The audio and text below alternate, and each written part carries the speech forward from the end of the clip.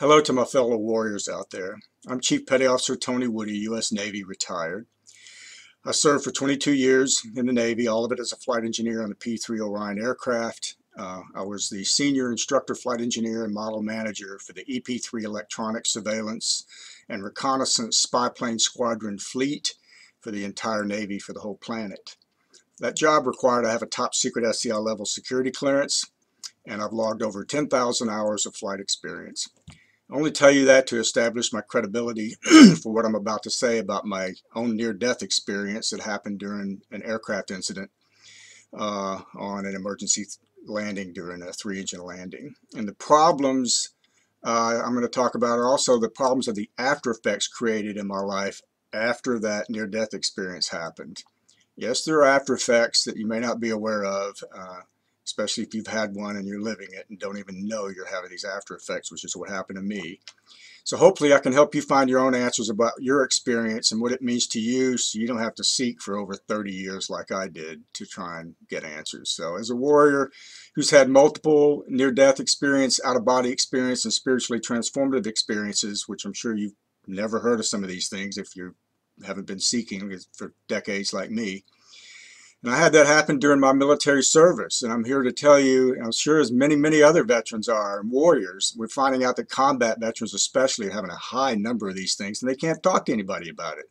And I'm here to tell you that you can find your answers to these questions about your experiences, and there are places you can get support for them as well.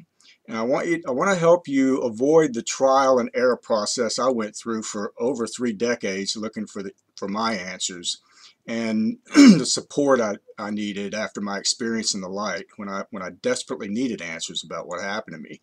And I know you feel that way too, especially if it's a very fresh experience. You might experience whether you might question whether your experience was even real, like I did at first, but I know it was real, and I know you know too. It was far more real than life itself, and if you've been there, done that, you know exactly what I'm talking about. You might be afraid to discuss your experience with others for fear of not being believed. That's why I didn't say much for after 20, 30 years. Or you're afraid of being diagnosed as mentally ill, and or you're fearful of losing your security clearance like I was, which would affect your career. The profound after effects of near-death experiences are substantiated in the field of near-death studies over the past 50 years. And that was unknown to me for decades when it happened to me, and I had nowhere to turn for help. And that caused big problems for me in my life, had life-changing impacts on a lot of people, not just me, family and everybody. So my experience happened during a 3-engine emergency landing in a P-3 Orion aircraft. That's a 70-ton, 4-engine heavyweight airplane.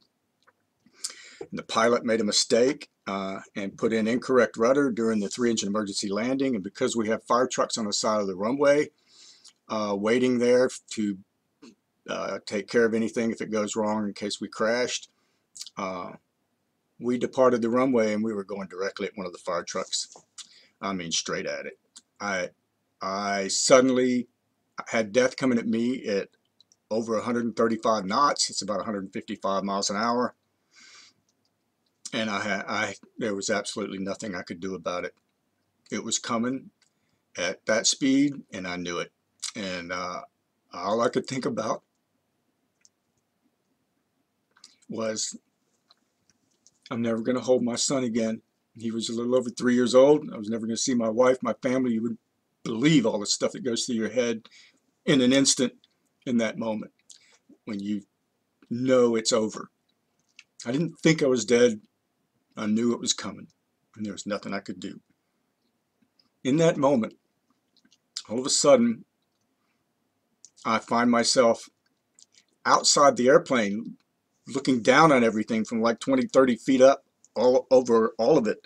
And I'm still having the perspective of the me in the seat. So somehow I'm in 2 places in the middle of all this, and I have no idea what's going on. I'm totally confused. Panic. The me in the seat was terrified emotionally. I could feel that energy. And the me outside the plane was totally calm, as if just an observer watching everything. everything too. It got really strange after that. Uh, that ended up triggering a full-blown spiritual experience where I was in the light, and it was powerful, life-changing event. I knew I was in the presence of my Creator. You can't not know,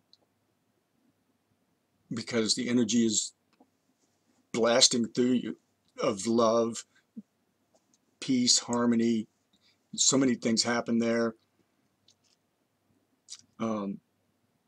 Sorry, I don't want to get off on a tangent, but I know you guys went through that too, if you've had these experiences, and it's been difficult for you to try and overcome all this and try and figure out what happened to you. And I went through that too for decades, to the point where it caused me to have problems with alcohol, marital problems, cost me a marriage, ended up getting a divorce, and it was decades before I could integrate all this into my life to fully understand what happened to me.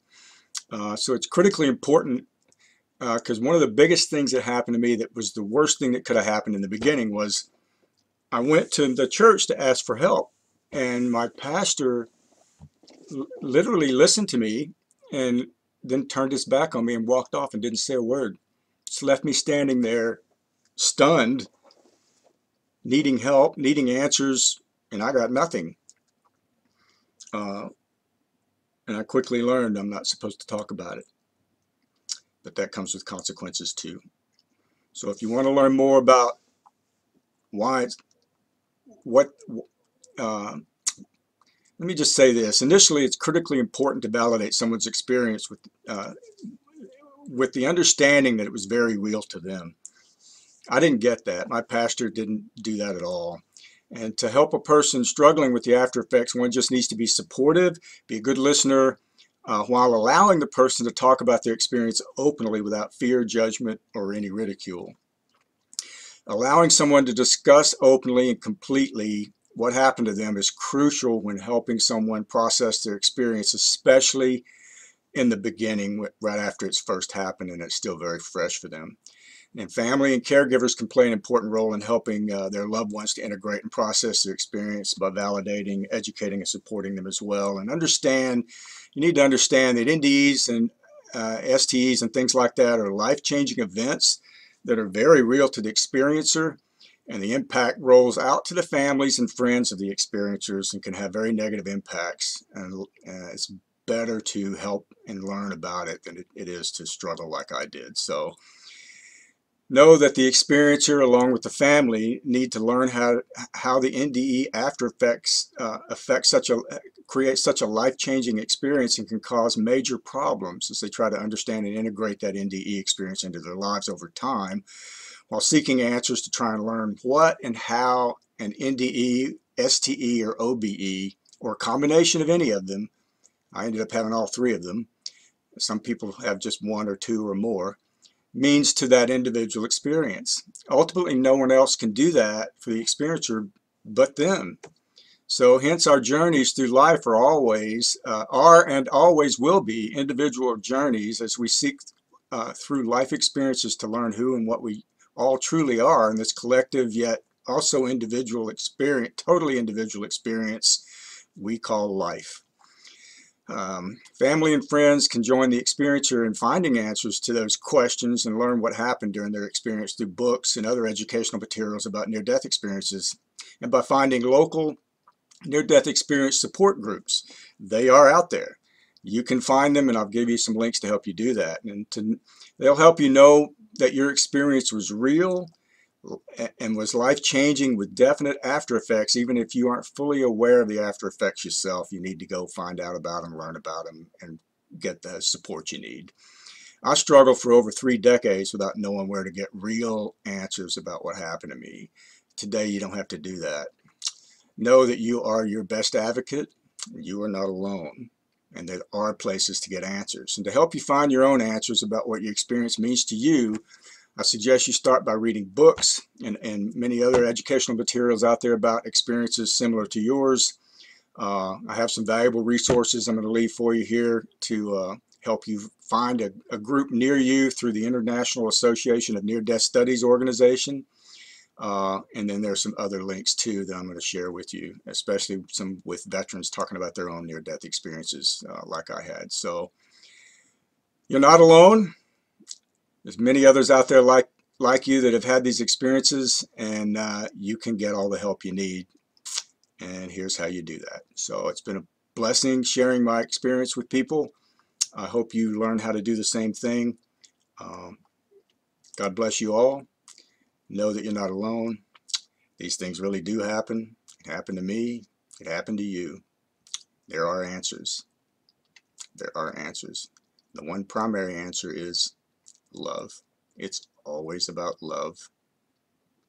God bless you all. Thank you.